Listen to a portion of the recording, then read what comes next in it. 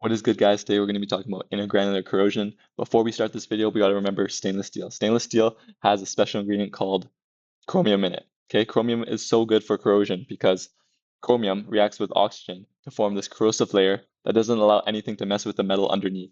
Doesn't allow water, moisture to get through this invisible layer to mess with the metal underneath so that corrosion can happen. Okay, so we got to keep this in mind when watching this video. So let's start. Intergranular corrosion is when you heat up a metal really, really high, 450, 800 degrees. When metal is at room temperature, it's frozen, it's stuck in place. The atoms aren't moving at all. When it's 800 degrees, it's hot. It has to vibrate. Metals move when it's hot. So they're like, the chromium is like this, the carbon's like this, they have to move. And how do they move along the surface? First of all, let's think of a brick, okay? You got a brick wall. You got bricks like this, and then you got the brown stuff in between to stick them together, right? The brick boundaries is how they move. You can't move through the brick. It's hard to move through a brick. It's like a solid, right? You move through the brick boundaries. And in this case, we talk about green boundaries. Metals have green boundaries, and they move through the green boundaries, right? The little cracks, the boundaries, okay?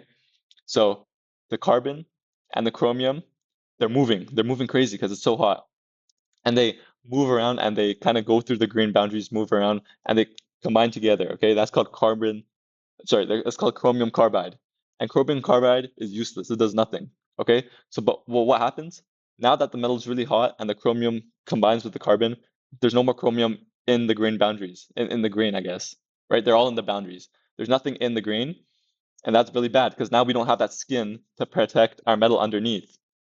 Okay, so we're basically the main purpose is the chromium has left the grain and it went into the boundary, and now there's nothing to protect the metal anymore. So the rule is if a metal has less than 12% chromium, there's no more of that skin anymore, and that's called weld decay. Weld decay is when the metal appears on the surface and is structurally rotting from the inside out, causing like sudden mechanical failure. Okay, so without that 12%, there's nothing to maintain that protective passive layer, and that is like the name of the game for corrosion. So intergranular corrosion, one more time, is a localized attack that occurs at the grain boundaries when you heat up the metal really high, and then the chromium leaves the grain, goes to the grain boundaries, becomes useless, and then no more chromium in your metal. It doesn't form chromium oxide. The corrosion happens at your metal, and you get eaten down.